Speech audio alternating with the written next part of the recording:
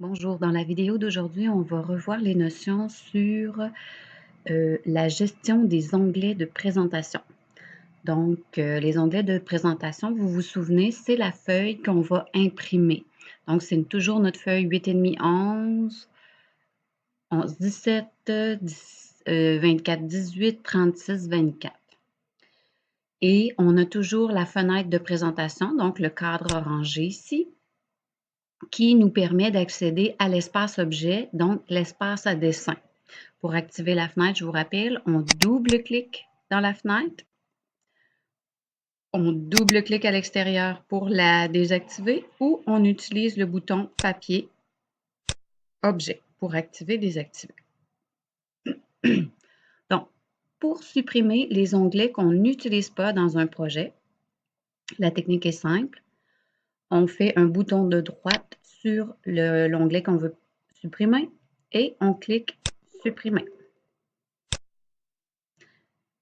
Donc, on va conserver seulement le format 1711.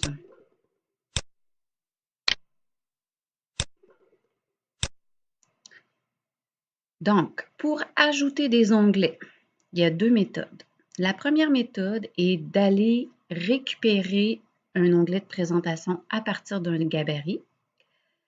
Donc, je fais toujours un bouton de droite sur mon onglet, je sélectionne à partir du gabarit et selon le gabarit que j'utilise, donc impérial ou métrique, je sélectionne le bon gabarit. Dans ce cas-ci, on est impérial. Je clique ouvrir et je viens sélectionner le gabarit que je veux réinsérer.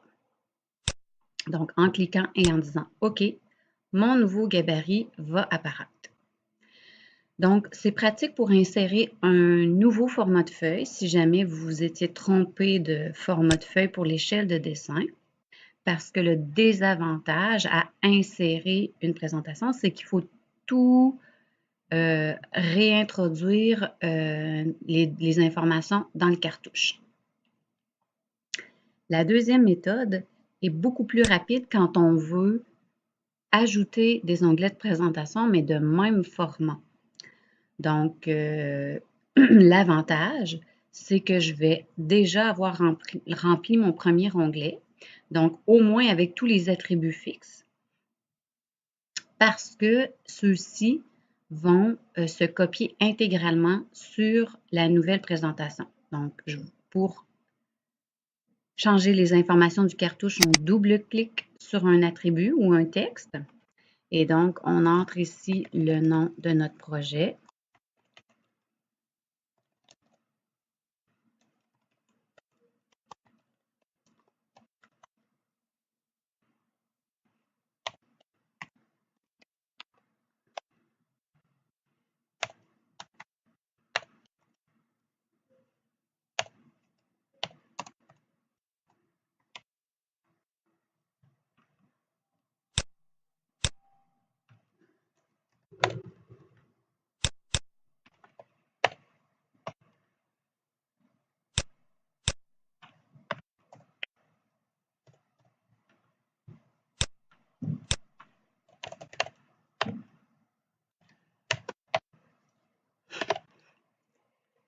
Donc, vous voyez, mes informations sont entrées. Et si je fais un bouton de droite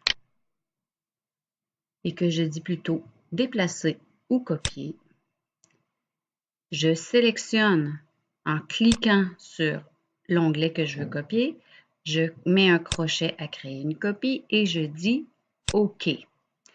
Et vous voyez, je vais me rendre sur mon nouvel objet. Il va toujours conserver le même nom et ajouter 2, 3, 4. Donc, si je viens sur mon nouvel onglet, vous voyez, mes informations sont déjà entrées.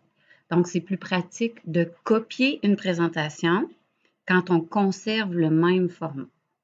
Donc, je vais supprimer celle-ci, on n'en a plus besoin. Et je vais me créer un troisième onglet.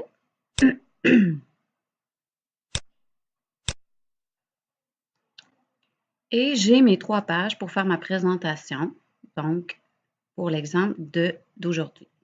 Donc, pour renommer les onglets, on double-clique sur l'onglet avec le bouton gauche de la souris et on renomme.